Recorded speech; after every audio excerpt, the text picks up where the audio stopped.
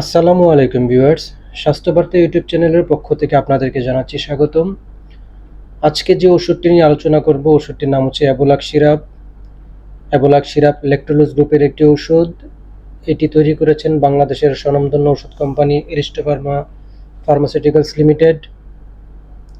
আজকে আলোচনা করব অ্যাবোলাকের কার্যকারিতা, অ্যাবোলাকের দৈনিক মাত্রা কতটুকু, গর্ভাবস্থায় ওষুধটি ব্যবহার করা যাবে কিনা এবং কোষ্ঠকাঠিন্য থেকে মুক্তি পেতে হলে কি কি নিয়ম মেনে চলতে হবে সেই বিষয়ে আলোচনা করব। আমার ভিডিওটি মন দিয়ে দেখতে থাকুন। অ্যাবোলাক সিরাপ মূলত যাদের কোষ্ঠকাঠিন্য বা কষা পায়খানা, বিশেষ করে 2-3 দিন পর পর পায়খানা হয়, এবং যাদের পাইলস, ফিস্টুলা এবং অ্যানাল ফিশার আছে, তাদেরকে পায়খানা নরম করার জন্য এই ওষুধটি অত্যন্ত একটি কার্যকরী ঔষধ।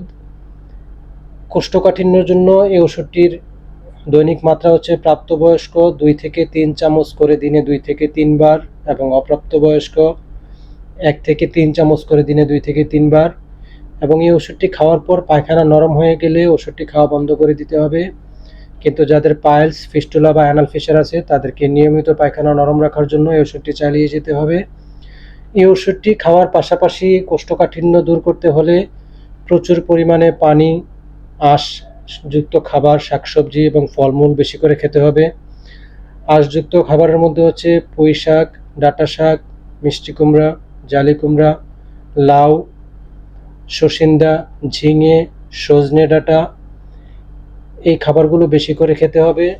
এবং ভাজা পোড়া তেল চর্বিযুক্ত খাবার, অতিরিক্ত মশলা জাতীয় খাবারগুলো কম খেতে হবে।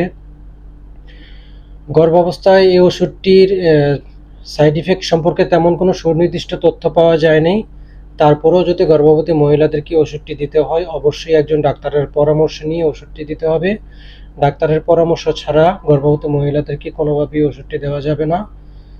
আজকে এ পর্যন্তই। পরবর্তীতে কথা হবে নতুন কোনো ওষুধ নিয়ে। সে পর্যন্ত ভালো থাকুন। আল্লাহ হাফেজ।